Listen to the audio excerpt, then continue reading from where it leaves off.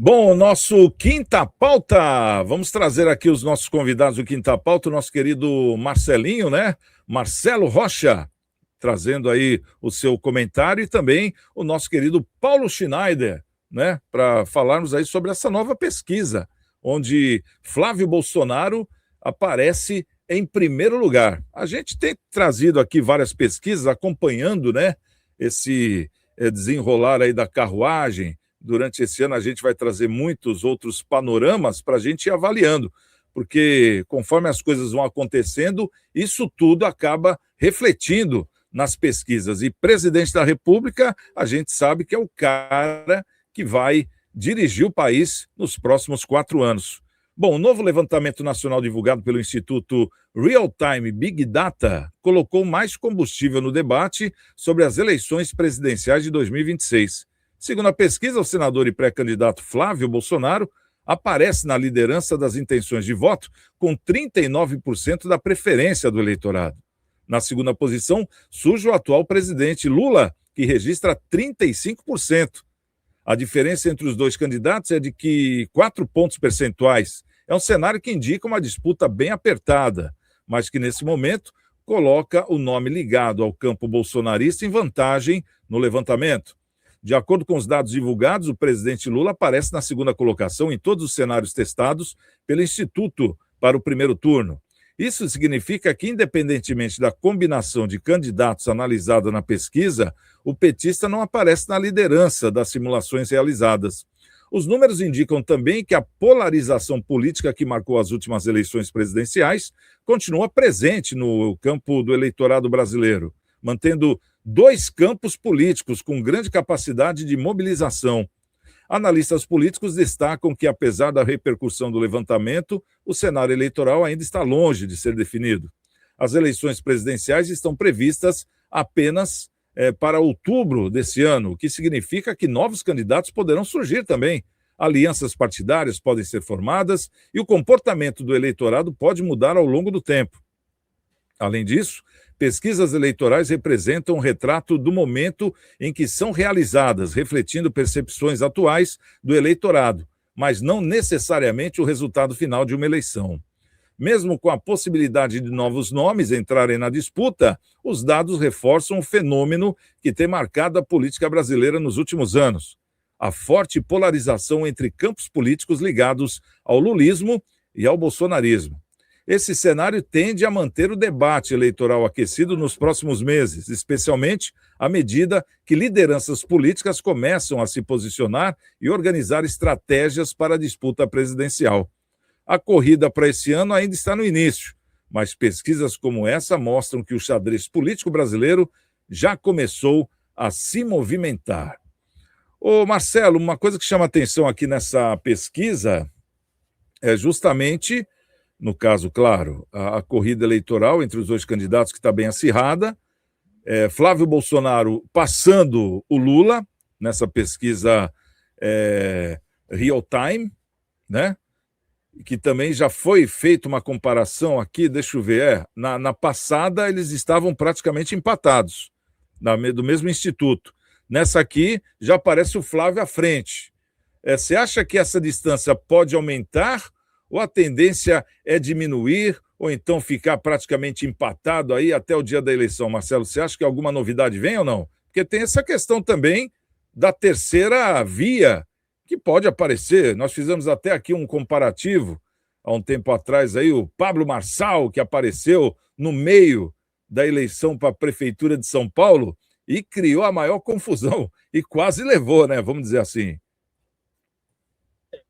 Olha, se só se acontecer aí um desastre gigantesco aí, uma coisa fora do comum para o Lula ganhar, viu?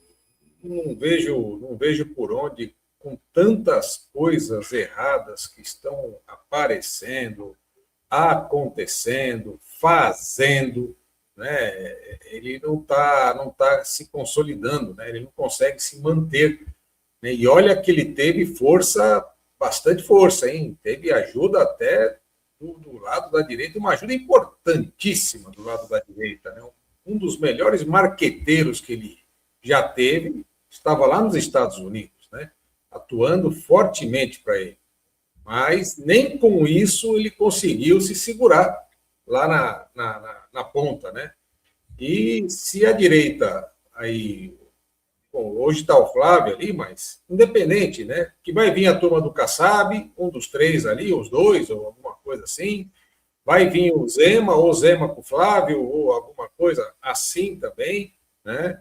Então, não vejo por onde aconteça algo que desconstrua essa derrota, né? Essa prévia derrota aí do atual governo, né? Ele está muito frágil, está muito fragilizado, né, o governo, com a retórica que eles usam nos números e a realidade que se vê nas ruas, que se vê na vida, né? Que a gente vê no nosso cotidiano. A gente não consegue sentir essa verdade que eles têm, né, nas informações que passam no nosso dia a dia, né? E isso a população já está, se não tiver nenhum fato assim de extrema importância, né, e o pessoal da direita ficar com a boquinha bem calibrada, né, porque isso é importante também, né? Às vezes entram numa emoção ali, começam a agir fora do contexto, também que não adianta ser radical, viu? Quem for radical não se estabelece, hein? Não vai se estabelecer, não vai conseguir governar depois, não consegue fazer nada, né? Tem que ter diálogo, tem que haver diálogo, às vezes tem que ceder também, né? Então tem que saber governar, né? Mas dá para fazer, dá para levar muita coisa aí. Então eu acho que é um caminho natural isso que está acontecendo.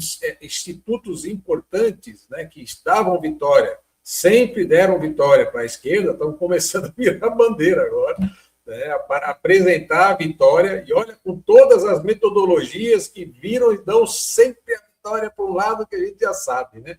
Então, e você falou do Pablo, né? O Pablo Marçal, ele já se expôs publicamente, pedindo desculpas lá, o perdão para o Nunes, lá o Ricardo Nunes, para o Tarcísio, dizendo que não entendeu o contexto na época e foi mal, ele não agiu bem, e que ele acha que é um ato de grandeza também pedir desculpas e tal, e tal, e tal. Ou seja, a direita vai ter também uma potência ali falando, menos que não seja candidato, mas vai ter a potência ali falando, uma força bem interessante nas redes sociais.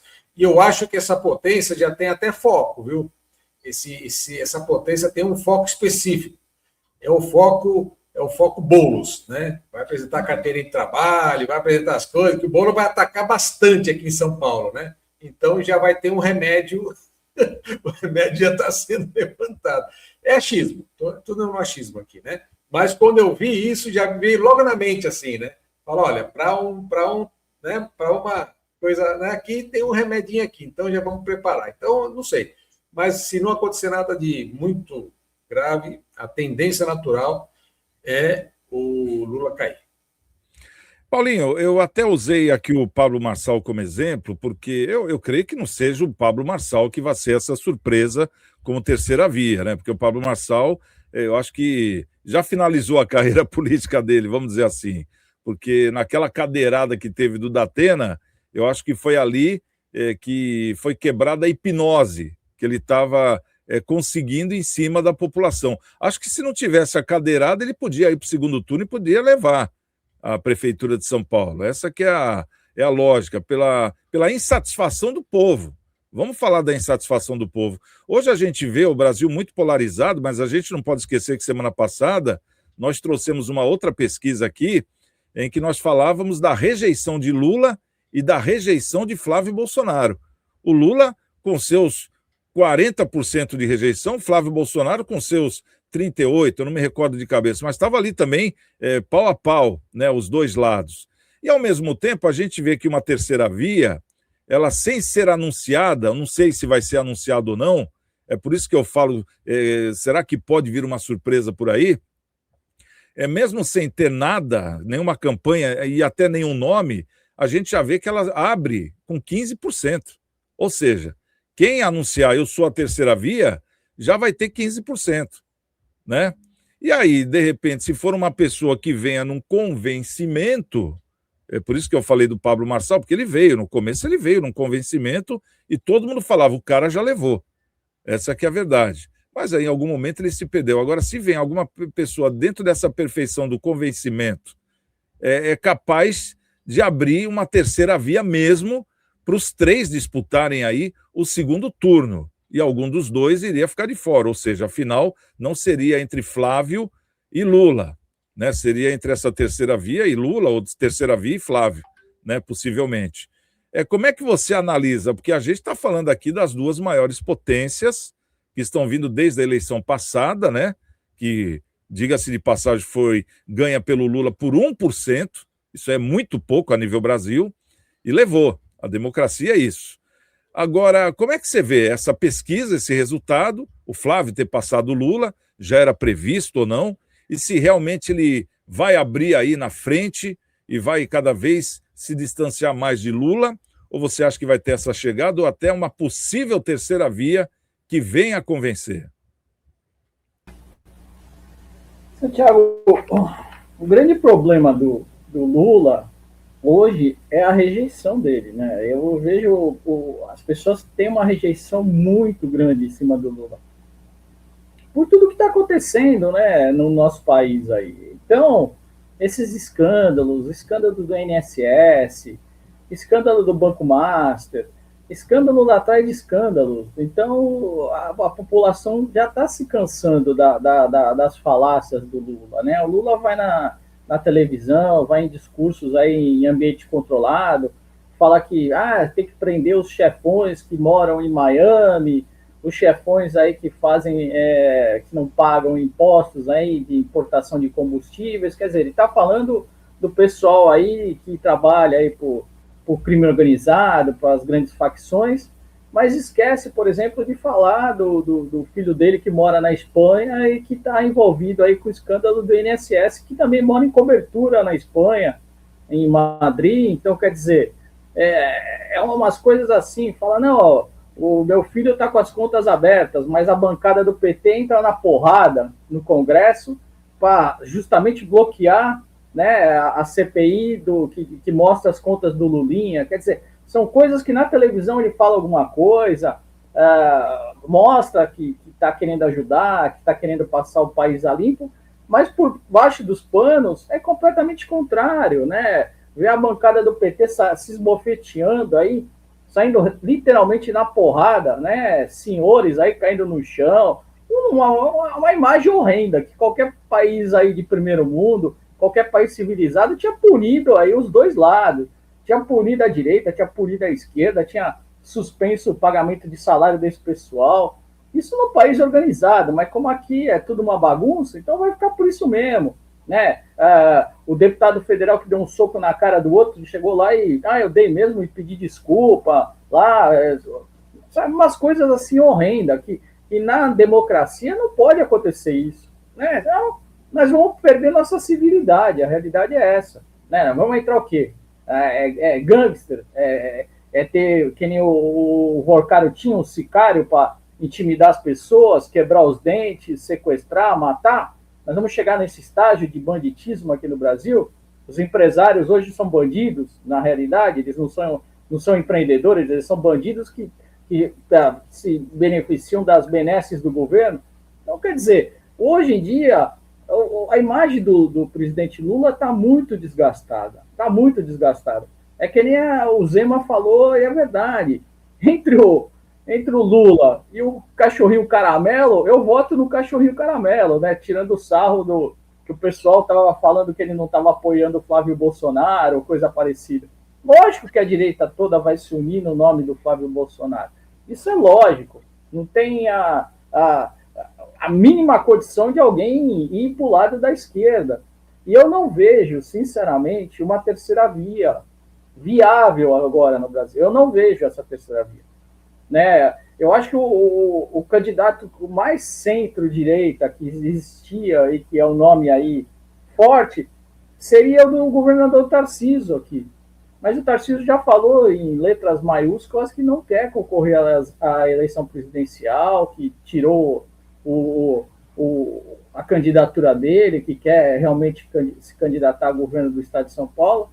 Eu não vejo assim um pessoal de centro que tenha um potencial grande aí para movimentar as massas, mesmo com esses 15% aí que você falou, né? Pô, o cara, esse candidato aí de centro, esse candidato já vai sair com um potencial de 15%.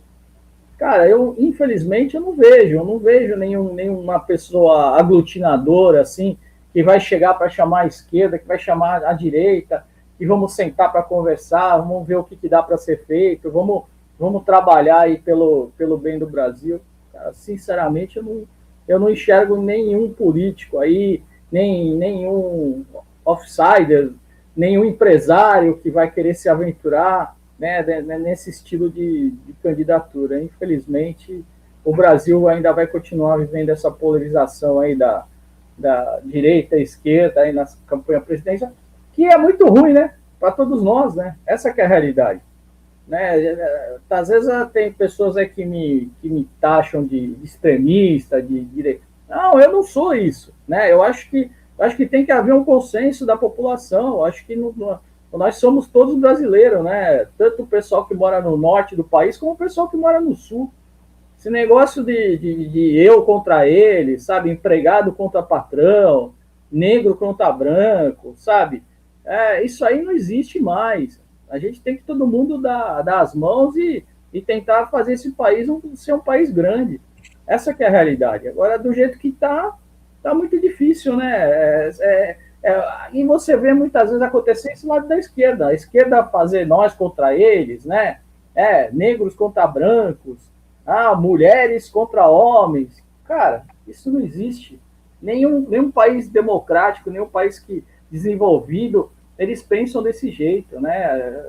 As mulheres estão ocupando cada vez mais cargo de chefia em todas as posições, tanto no nível empresarial como no nível militar. Você vê países aí como Estados Unidos, como Europa. Estados Unidos, mulheres sendo piloto de caça, né? Antigamente, nem na academia da Força Aérea Norte-Americana era proibido ser piloto de caça. Hoje em dia as mulheres são pilotos de caça. Você vê generais mulheres comandando o Estado-Maior norte-americano.